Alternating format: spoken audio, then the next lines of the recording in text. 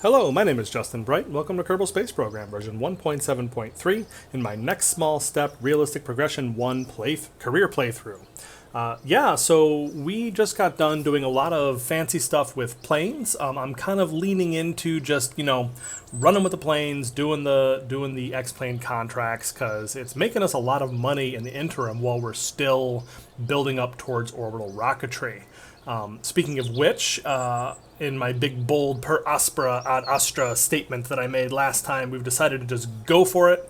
We have accepted the first scientific satellite contract and accepted the first artificial satellite contract. So we are going for it, and we are driving towards getting that up there. So yeah, lots of testing, lots of work we have to do on getting those together. So let's get to it. Here is my next upgrade, my next science unlock, which is a literal science unlock. So we are now able to use ion mass spectrometers. So now we have some new science to do. Finally! Alright, so I've just added my new ion mass spectrometer to the science package that I'm putting it on top of my Explorer 1 Small. And so that's gonna knock us back a couple of days, but not so many that I think it's not worth putting it on. I have made a terrible, terrible mistake. So, alright, so that was incredibly stupid. When I was attempting to put on this lovely, lovely ion mass spectrometer, I took off the booster so that I could try to, use RCS build aid to make sure that it was completely level and not torquing in any particular direction, which worked great. I got it perfectly balanced, and then I forgot to put the booster back on, and then I just rolled this out to the launch pad. Cool. So I guess this is a failed launch. I just recovered it to the VAB, and I'm gonna just rebuild it, and I don't know, maybe I'll just refund myself some money to rush build this one to completion, because that was really just a total brain fart on my part. Alright, that was one of my sillier moments, but yeah, we're gonna put this booster back on, for goodness sake. Yeah, look at that, it is not giving me a ton of credit for having finished this before. Go figure. Sigh. Okay, but that's fine. So what I'm going to do is we're just going to rotate this over just a touch. There we go. And yeah, so there we go. Alright, so I've given myself a little bit of a cash grant, and I've used that money to rush build the rebuild of my Explorer 1 Small. So yeah, that should get us back roughly where we were, minus about 70 days as a mistake tax, I suppose. All right, here we are on the pad with my Explorer 1 Small version, and 3, 2, 1, fire up that brand new engine, which appears to be working, huzzah, and launch. Slowly crawling off the pad as it starts with just a 1.3 surface level thrust to weight ratio. But yeah, it seems to be going okay so far. It seems really slow compared to all of the really high surface level thrust rockets that we've been firing so far, and I'm a little bit concerned that this is not going to get spinning fast enough. But really what we are trying to do here is just test this rocket. And yeah, I don't know really what to talk about historically speaking at this point, because this was not, this is based on a very Kerbal hodgepodge of ideas. Yeah, we are pitching way down. This is not even going to get to space, let alone anywhere else. That's an interesting thing for us to think about. And this is one of the reasons why we really need to get away from building rockets that are spin stabilized in the booster stage. But anyways, we're going to let this burn out and just kind of see what happens. This is just a test vehicle anyways.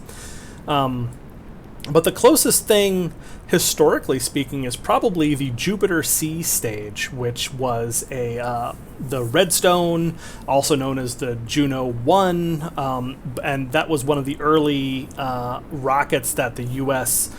Built that was to be used as an orbital class rocket. And yeah, this is clearly a massive failure.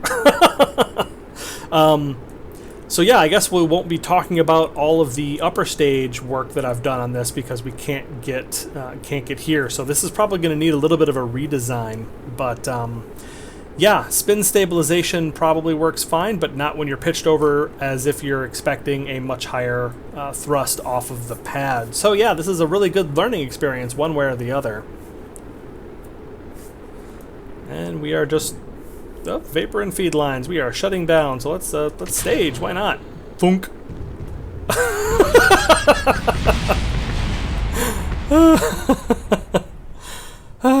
Okay. All right. So that's that. We're just going to range safety this little ring before it hits the ground.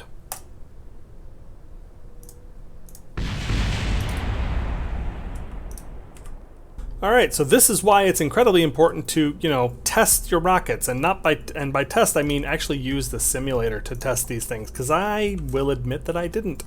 I just did not expect that to happen the way that it did. But it's also not that big of a deal. We're just going to rotate this so that it's much more, so that the angle that it is tilted is much smaller, just a little bit off of straight up, so that hopefully it will fall a little bit more slowly. And I'm also going to, we're gonna spin these a little bit more so that the spin gets a little crazy. There we go. So a tiny bit of spin there, and this might work. We will give this a shot and see. Maybe I'll actually do some testing on this, but the key thing that I want to get across is that we have gotten 500 data units, which has reduced our full burn failure rate and our ignition failure rate by a little bit. So we're going to do I think we have time for one more of these before the launch pad is finished, and we'll be upgrading to the full module. So instead of doing this, actually it might be a better idea to start working with better avionics and trying to make this first stage controlled, because right now I don't have the first stage controlled. I'm just relying on this upper stage to do the rest of the work. So let me just test really quick, and I'll get back to you to determine if we need to redesign this from scratch. Alright, I somehow managed to forget to press record, but I just launched my small version of the Explorer 1 rocket, and I guess we'll just talk more about what that is when we launch the real thing. But I had a fairly successful test of the A-series booster, and we burned up with about a periapsis of -2 million or 2.5 million meters. So I'm not fairly certain of anything. We'll be doing some more testing and more tweaking of the final version of that rocket when we get to it. But for now, I think we are in a good place to get that done. And you'll see now we have also finished what I am calling, this is what I'm calling Pad 20. I'm just naming it based on the tonnage limits. And then we also have Complex 60, which is our new 60-ton launch pad, which is very exciting. And we'll be able to do all kinds of cool stuff, including actually running simulations on rockets heavier than 20 tons, which has been a problem that I have run into in trying to develop stuff. So, checking in really quick. So we still have 412 days, but that's all we have is 412 days to build an orbital rocket and an orbital science satellite. So these have been taking about 120-ish days to build, which is probably fine. Oh, did I finish a contract too? Look at that. New uncrewed speed record of 5,000 meters per second. Fabulous. Yeah, so I'm going to need to be able to build that pretty darn quick, and it's going to be almost 200 days before I have the science I need to get the actual science version of this contract. So that is going to be right down to the line. That is really terrifying. Whew, okay, so we'll see. All right, so here we have Sally Bradley flying a new modified version of our acronym plane, which is now the X2 Sciplane, is what I've renamed it. Made a couple critical additions to it. We are going fast and low.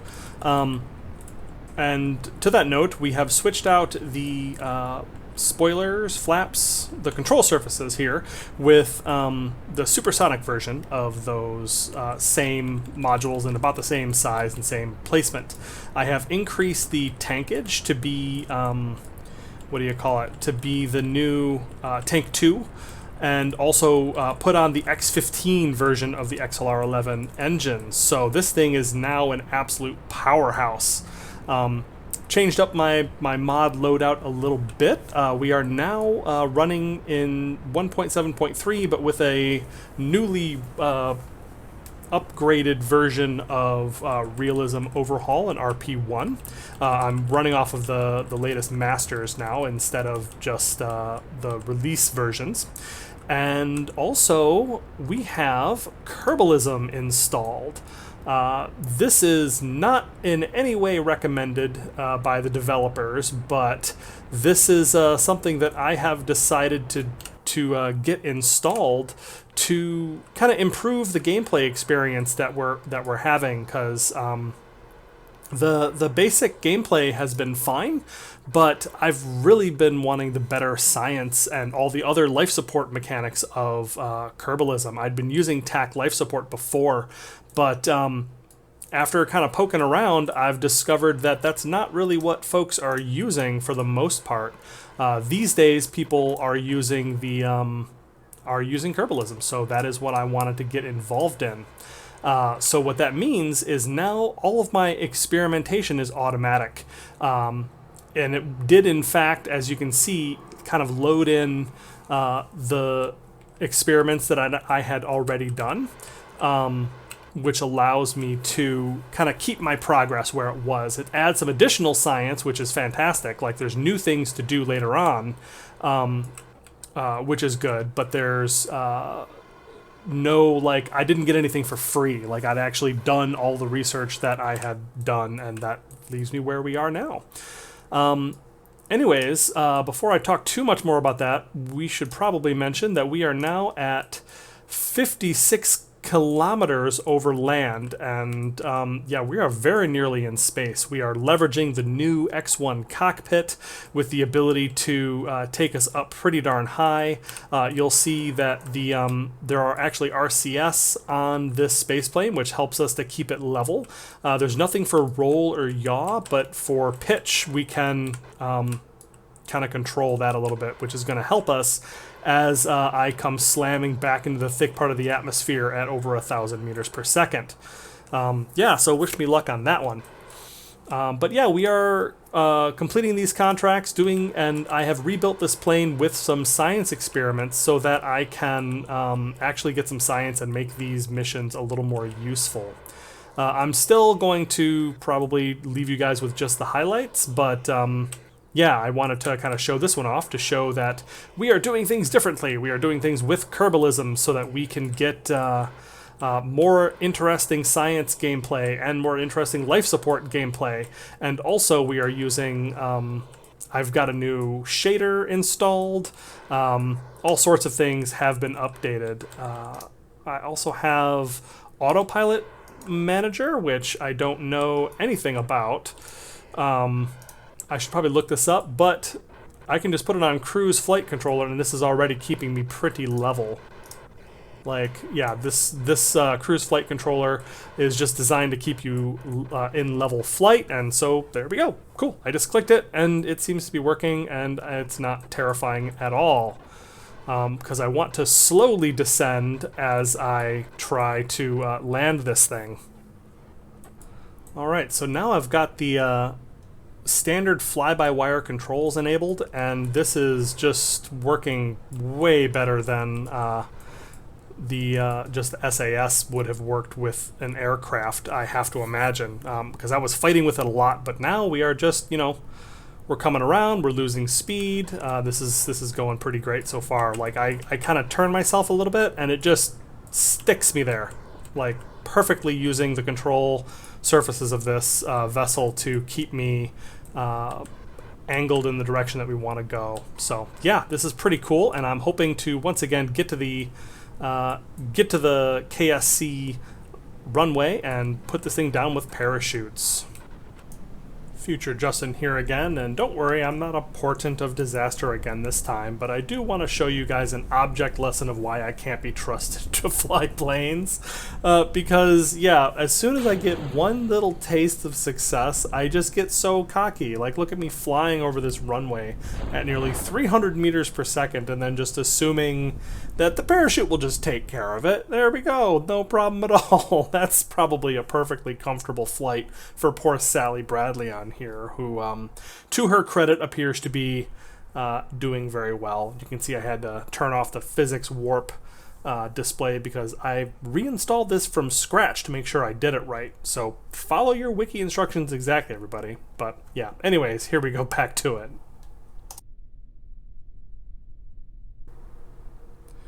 Alright, and as we slowly drift down near enough to the runway that I think it's not that big of a deal, I'll notice that I have set my throttle control to when I load in, it starts it at 0, so hopefully it should not have that ignition problem anymore, where I would just fire an extra ignition every time I tried to air launch something. So I should get the full 4 launches out of each one of these planes. Oh, that's a little far forward. Oh no! Okay, never mind. I did not move my parachute far enough forward and it dropped it directly on the engine. So there's that. But anyways, yeah. Alright, so with Kerbalism installed, we now get this lovely little science recovered screen, which looks like we got a bunch of zeros, which is fine, I guess. That's the key difference between Kerbalism and not Kerbalism is, well, not the key difference. There's a lot of differences, but one of the key differences is in the way that science is handled. Kerbalism handles science slowly over time, and we can talk about how that works once we're back into launching something, but it's going to be a slow and gradual process, which makes science a lot more realistic and a ton more fun to deal with. In any case, that is the finish of our X-Planes High contract, so let's go see what else this unlocks. Alright, so it looks like they want us to get a person in a space plane up to 55 or 70 kilometers, depending on how ambitious we're feeling. And then there's the fly in a straight line at a high speed for a long time contract, which I don't think we have the right vessel for. The X2 Cyplane that we put together based on Simov's work is more of a sprinter than a marathon runner. It has a lot of punch and a lot of thrust to get it moving very, very quickly, and also to jump up to high altitudes, but that doesn't make it very suitable for doing 3-minute straight line runs. I might be able to pull it off, but I would have to do some adjustments, which maybe we'll do, but it's not what my focus is right now.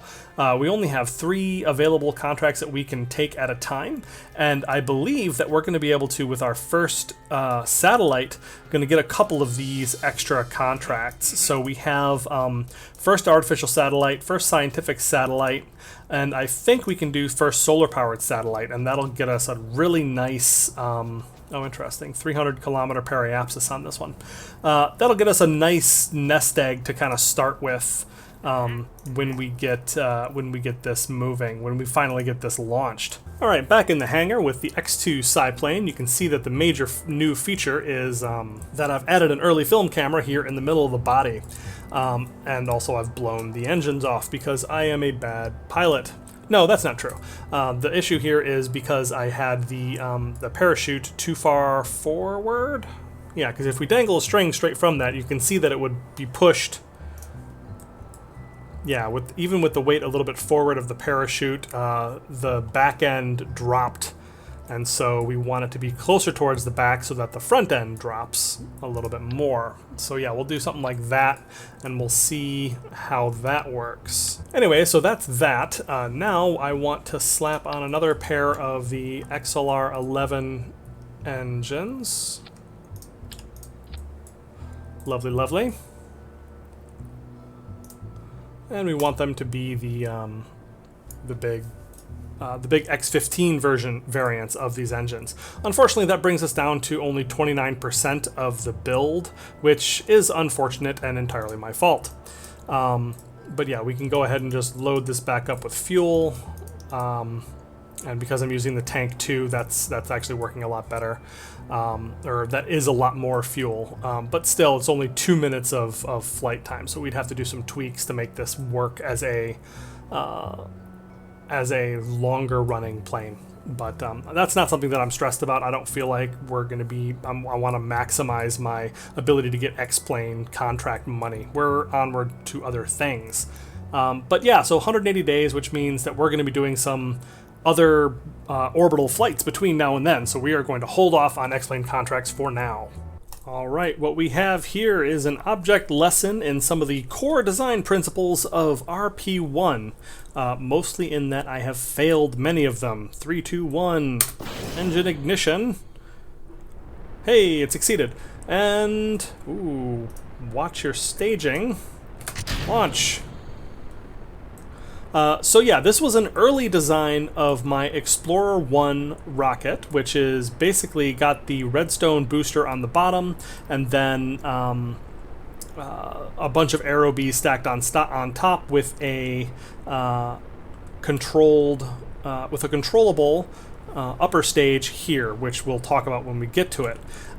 The way that I kind of cheated my way into this design was it's about 29 tons on the pad, and then I don't have enough control for that. I'm just using the A4 guidance unit, the built-in one, not a procedural avionics, and between that and the Able avionics package here, I have 25 tons of control, so I, just let it fly dumbly straight up for 4.5 tons worth of fuel, and then I can start turning, which kind of works. Like this whole setup kind of works, but not really in some pretty important ways that we'll talk about.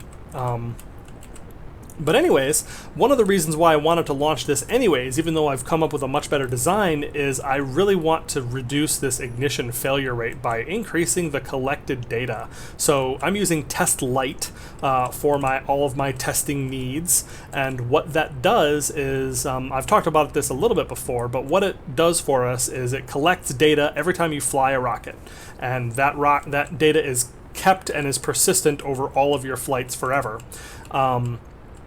That decreases your failure rate on ignition and your mean time between failures when you're flying. So your rockets get more and more reliable over time.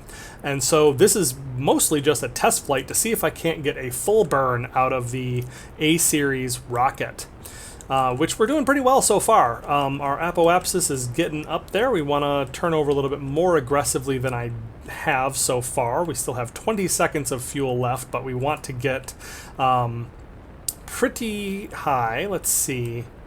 I think the solar-powered contract wants us to get to 300 kilometers, which we are not going to be able to do, but let's just see how far we get at this 35-degree angle. 5 seconds until main engine cutoff. Yeah, we could pretty easily have gotten to 300, but that's not important for this particular launch. So anyways, the thing that this is most similar to is the redstone booster, and we'll talk more about that with the next one of these that I launch. But now that we are in the upper atmosphere and just about to leave the atmosphere, we can decouple, and we can see the rest of this thing. So this is just a pair of aero bees. This is the AJ1027 version of the aero bee, and this is the Zasser 1 version of the aero bee. This one has a little more thrust, this one has a little bit better ISP. And this is our little control module. So this service module here has a procedural tank with HTP, high test peroxide, for our RCS thrusters. It has the Able avionics package, so it is controlled, and it has just a little structured cone and decoupler to connect it to the rest of the rocket. So the point of this, I say, now that I've actually staged it, is to point the rocket. So now that we have this, I can actually point in the direction that we want to fly, and we want to go a little bit below the horizon. Yeah, and so that is not much of a turn, but it's an incredibly important one, because once we launch off of this, we are not going to be able to turn or control this rocket in any way. And so we have just a couple seconds until I need to fire this up, but you can see the design that I came up with here. This is something that I pulled off of the Kerbal Space Program forums a long time ago. I think it was something that Nathan Kell put together in one of his early guides to getting to space in RP-0, and yeah, I'm putting it to very good use for that purpose. It's a little bit janky, but let's not look at it too very closely. RCS thrusters pointing in every which direction, and then 2 pointing down so that we can get ullage. So now that we're very stable and we're pointing in the right direction, let's turn off SAS because I want to start inducing a roll, and I'm just going to leave it rolling. And that is going to give us that spin stabilization that we've been relying on so much before. So now we've got a pretty good roll going on. Nice barbecue roll there. Let's go to maximum thrust so we can start stabilizing our propellant, and you can see there it goes, and then we are off. And the first of 2 aerobees has lit. We staged this a little bit late. I probably wanted to get this going earlier than I have, which is going to give us some bad orbital characteristics.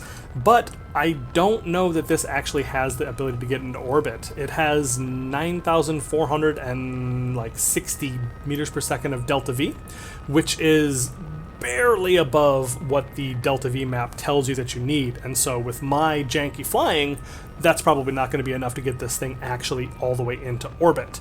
If it does get into orbit, that's fine. That is a bonus, but this is mostly a test of capabilities and something that I want to show you about the different performance of things in RP-1 versus what you might do in stock.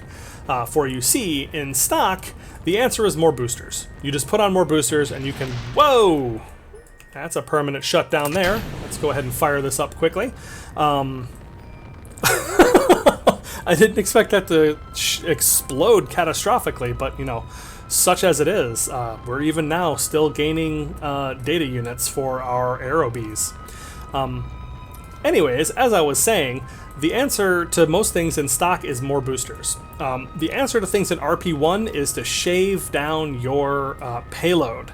That's something that I managed to let myself forget, because I never really checked how much this telemetry unit weighed compared to the more modern avionics that I now have access to. So this, I gain about 1,000 meters per second of delta V on the next model of this vessel purely by shaving down the payload mass, and that gets us a huge amount of extra performance, and it makes us able to actually do this mission. But for now, we are just about at cutoff, and there we go. We are still about 900 kilometers shy of orbit. But we did get a uncrewed speed record of 7,000 meters per second, which is nice, to the tune of 10,000 funds. And so the other thing I can talk about just briefly before I move on is the science for Kerbalism, which is just, it's so good. So every science experiment takes time. And so there is an amount of time that each experiment takes, and then it also has to send that science back home. So we are really close to Earth, and we have really good connection. So I don't think the delivery of the science is an issue, but you can see that this has taken several minutes to get all of the science, and you get whatever percentage of that science every time that you launch, if that makes sense. So if I were to only have dipped into this biome for just a minute and then gone away and blown up, then I would have gotten whatever fraction of this science that I would have collected in that amount of time. For example, you'll see that the mass spectrometry experiment is going to take me about 2 hours. So that's the kind of thing that you can literally just leave running in the background and go do other things. And then if you put up a whole bunch of satellites, then you can get just science trickling in from all over the place. It's so fantastic.